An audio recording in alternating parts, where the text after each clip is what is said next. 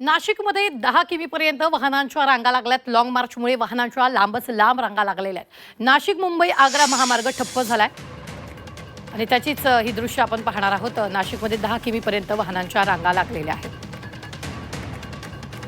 या संदर्भात ताजे अपडेट देत आहेत आपले प्रतिनिधी सागर गायकवाड। सागर, लांबच लांब रांगा यावी वाहनांच्या लागलेल्या आहेत, काय ताजे अपडेट आहे? नक्कीच खरं तर नाशिकमधून लॉंग मार्च निघाल्यानंतर हा खरं तर 3 ते 4 दिवस सुट्ट्या आहेत आणि या सुट्ट्यांचा परिणाम ज्या हायवेवरती जाणवू लागलेला आहे। लॉंग मार्च आहे आणि यामुळे मोठमोठ्या ज्या रांगा आहेत त्या वाहनांच्या लागल्याचा पाहायला मिळत आहे। या खरं तर या दृश्यांमध्ये जर बघितलं तर तुम्हाला या गर्दीची जाणीव होईल की गेल्या 4 ते 5 तासापासून हे सगळे वाहनधारक या वाहतूक कोंडीमध्ये अडकल्याचं आपल्याला पाहायला मिळत आहे।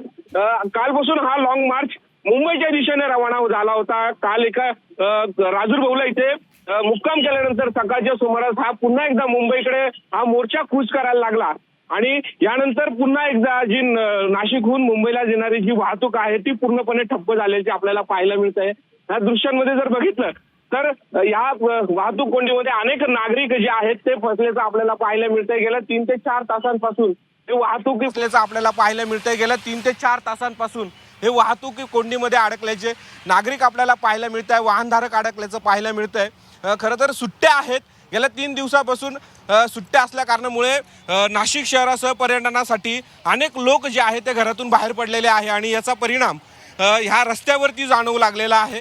आणि ह्या दृश्यांमध्ये जर बघितलं तर आता सद्यस्थितीला दोन्ही बाजूची जी ट्रॅफिक आहे ती पूर्णपणे जाम झाल्याचं आपल्याला पाहायला मिळतंय। मोठमोठे जे ट्रक आहेत ते यामध्ये अडकल्याचं पाहायला मिळतंय। तर दुसऱ्या बाजूला जर बघितलं तर छोट्या ज्या गाड्या आहेत, वाहनं आहेत ते देखील मोठ्या प्रमाणात अडकल्याचं पाहायला मिळतंय।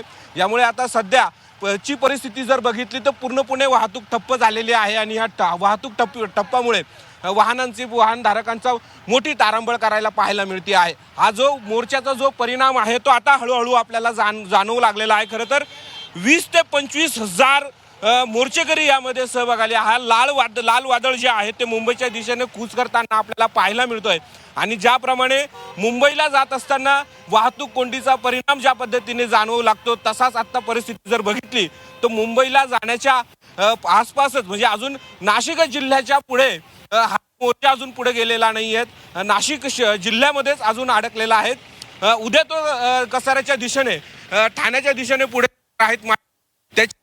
हा सगळ्या वाहतूक कोंडीचा आणि ह्या वाहतूक ठप्पाचा जी गर्दी आहे ती आपल्याला आता जाणवू लागलेली आहे। या दृश्यांमध्ये आपण बघू शकतो की पूर्णपणे ही जी वाहतूक आहे मुंबई आग्रा महामार्गाची ही पूर्णपणे ठप्प झालेली आहे आणि याचा परिणाम आता आपल्याला हळूहळू ज्या पद्धतीने लॉंग मार्च मुंबईच्या दिशेने पुढे कूच करत राहील याचा पूर्ण परिणाम जो आहे तो आपल्याला आता जाणवू लागणार आहे। निश्चित सागर, धन्यवाद ताजे अपडेट देण्यासाठी। आम्ही वेळोवेळी तुमच्याकडून या संदर्भातले ताजे अपडेट घेत राहणार आहोत।